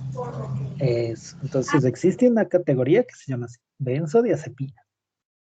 Y las benzodiazepinas son el alprazolam, el clonazepam, el flunitrazepam, el Lexotan, cualquiera de esos, todos los que sean benzodiazepinas, créeme que si haces una receta, el farmacéutico te va a llamar. Así esté bien hecha, así esté hecho a computadora. Las benzodiazepinas, sí, dicho sea de paso, así como que se llaman fármacos psicotrópicos, y los fármacos que contienen opioides, por ejemplo, el fentanil, que se llaman en cambio estupefacientes, van en receta especial, por si acaso. ¿Sabían eso, no? En el Ecuador hay fármacos que van en receta especial. Pues además de que va en receta especial, el farmacéutico te llama y dice, usted le va a dar a tal persona 60 tabletas de clonazepam, por ejemplo. Y dice, no, no, yo le mandé 3. Pues los pacientes que utilizan las benzodiazepinas, por ejemplo, suelen ser personas que están adictas a ese medicamento y muchos de ellos tratan de conseguir más de lo que necesitan o incluso de falsificar la receta. Y cuando los farmacéuticos ven una dosis extraña como esta, ¿no? Te llaman para verificar si es cierto. Algunos se asustan incluso con 15 tabletas. Dicho sea de paso, si alguien se toma, que sea un frasco entero de clonazepam, hace depresión respiratoria. Si alguien se toma igual unas 15 tabletas de clonazepam de 2 miligramos, también va a terminar en terapia intensiva. Entonces, es por eso que va en receta especial y cuando mandas a comprar, el de la farmacia te llama, de ley que te llama, porque son medicamentos harto difíciles de manejar y bien, bien complicados. Es más por eso. Ustedes como médicos generales lo único que tienen que hacer es inscribirse, sacar un número de prescripción y les pueden comprar el recetario especial y recetar. Pero hay que tomar en cuenta eso, ¿no? No pueden despachar montones de esos medicamentos porque alguien puede matarse. En caso del fentanil o los derivados de los opioides, muchos médicos suelen abusar también de eso. Las guardias son tan pesadas que muchos médicos durante las guardias suelen utilizar algún analgésico como diclofenaco, empezando. Hay algunos que luego se meten el acrogésico y de a poco algunos se meten el fentanil. Con eso las guardias las pasan, pero como que estuvieran a las 7 de la mañana, a las 3 de la mañana están bien fresquitos. Entonces, hay un grupo, se puede decir, de riesgo en el caso de los médicos que abusan del fentanil. Entonces, cuando alguien compra fentanil, chuta, también llama. Dicho sea de paso, cuando ustedes estén en quirófano, van a ver que nunca sobra fentanil. Así haya sobrado de la cesárea unos 2 ml de fentanil, ustedes van a ver que ese resto desaparece enseguida. Entonces, eso tomen en cuenta, por favor. Hay recetas especiales para psicotrópicos y para, en este caso, los estupefacientes. Y en el caso de los antibióticos en el Ecuador también hay un tiempo para que puedas comprar. Toda receta, así sea por, ¿cómo se llama? Acetaminofén, caduca a los 5 días. Si no utilizaste, la receta se caduca y el farmacéutico legalmente no debería despachar ningún medicamento. Que eso no siempre se cumple. Entonces, lo que pasa en el Ecuador sí les toca aprender, ¿no? Son cosas chiquitas, pero con eso nos manejamos. Ya, ahora sí, sigan, por favor. Ya como quinto paso, y es uno de los más importantes debido a que mediante este va a poder darse la adhesión del paciente al tratamiento o que ésta no se dé. Para ello hay varios factores que influyen en esta adhesión del paciente al tratamiento. Uno de ellos puede ser que el tratamiento farmacológico sea bien seleccionado, que exista una buena relación médico-paciente, tanto para dar las indicaciones, para dar la información y llevar una buena relación, dejar todo claro en cuanto al paciente y cómo debe ir suministrando, ir tomando todos los medicamentos administrados. Y por último, ¿qué es la información e instrucciones que se deben dar? Aquí es importante hablar sobre las advertencias debido a que se pueden dar efectos que no sean deseados, pero se debe mencionar que puede ser una causa, es decir, que se puede dar. porque como recuerdo el anterior semestre, nos había mencionado el doctor que si nosotros le decimos tal medicamento le va a dar diarrea, dijo, no se van a tomar. Entonces dijo, siempre hay que dar esta información, hay que tratar de dar esta información de que puede pasar, pero siempre dar los efectos que sean más no tan alarmantes, es decir, no alarmarle al paciente para que no tome el tratamiento, sino verlo como una posibilidad, para que él también se sienta en confianza y decir, bueno, si tal vez le da diarrea, es decir, me tocó justo a mí, pero no alarmarlo y evitar esta adhesión al tratamiento. Si en alguno de estos pasos hay alguna falla, tal vez en la comunicación, en la información, no entendieron bien las instrucciones, se puede dar la falta de adhesión al plan terapéutico. Ahora existen varias cosas que podemos nosotros aplicar para mejorar y ayudar a la adhesión del paciente al tratamiento. Una de ellas son hojas de información en las cuales debe ir en un lenguaje que pueda entender el paciente, mayor información sobre el medicamento que se le va a administrar. Otro de ellas son esquemas, dibujos y prescripciones. Esto generalmente se da cuando la persona no sabe leer y se puede utilizar ayuda de dibujos, o cuando la persona es de tercera edad, se le dan muchos medicamentos y no recuerdan. No sé si a ustedes les ha pasado tal vez cuando llega alguna abuelita a la casa y dice que me mandaron todos estos medicamentos, pero no me acuerdo cuál es. Entonces, mucho de esto puede ayudarles el poner esquemas, sean como sol, luna, y también la ubicación de estos para que ellos puedan recordar a qué horas del día deben tomarse un medicamento.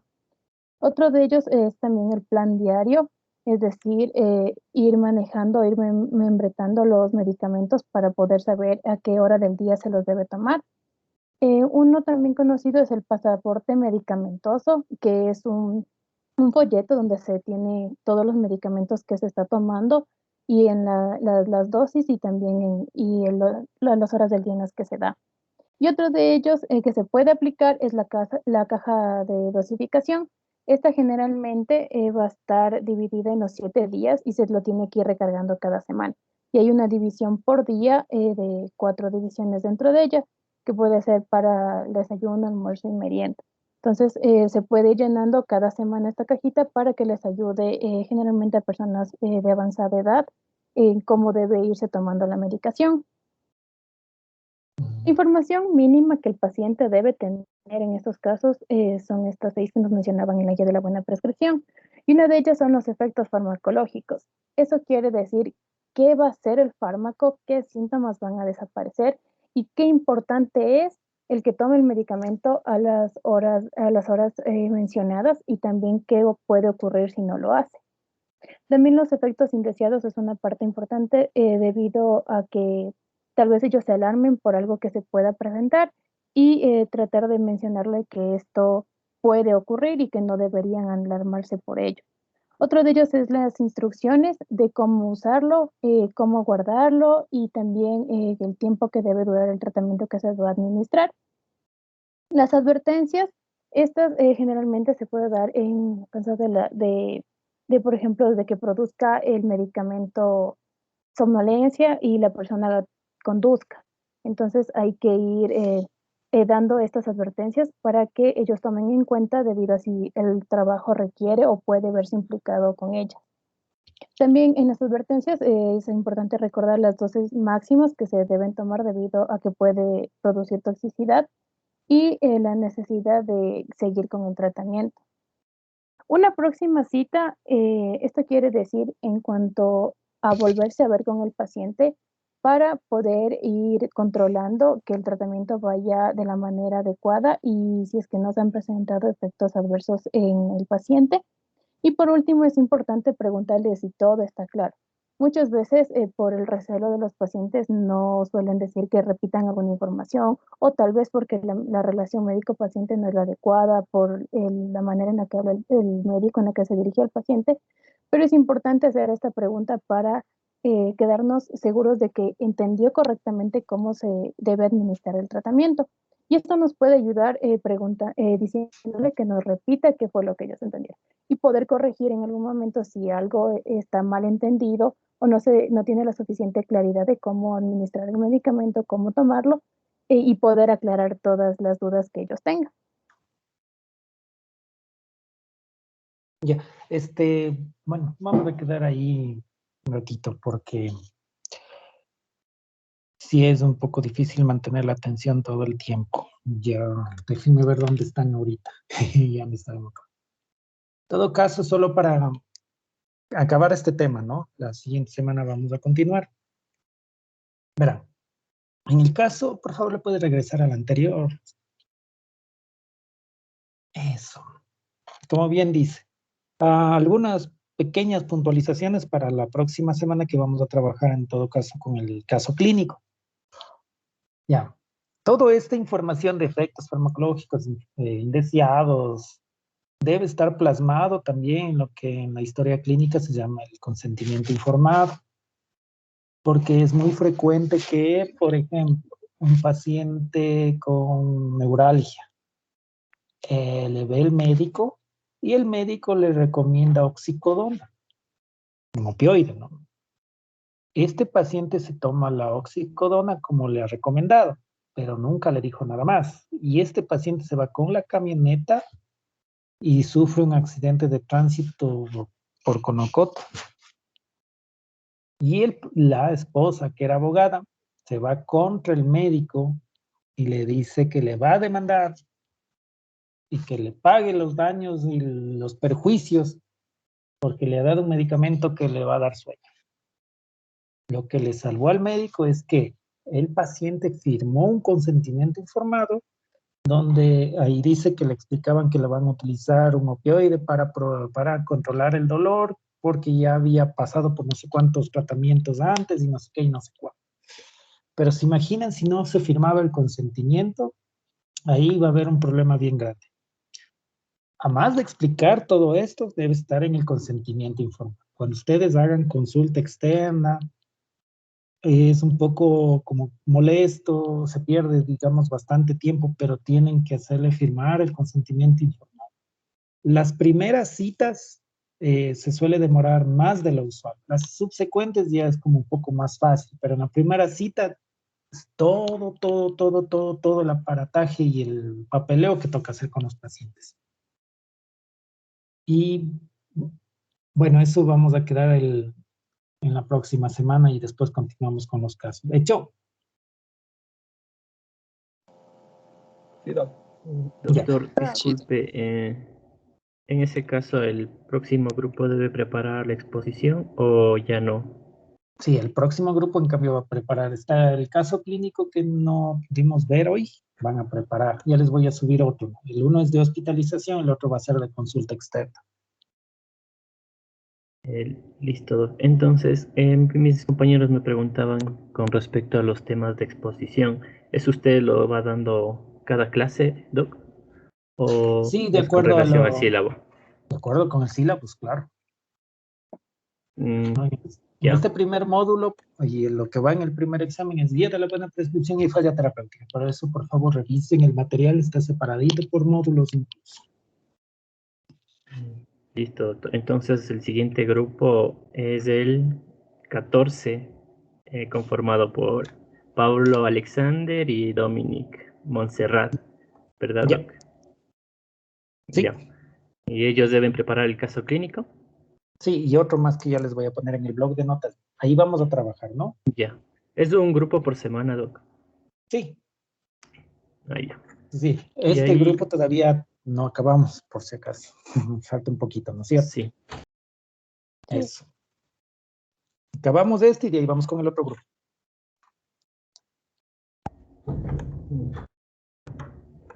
Hay una observación, doctor, con respecto a los comentarios de los podcasts.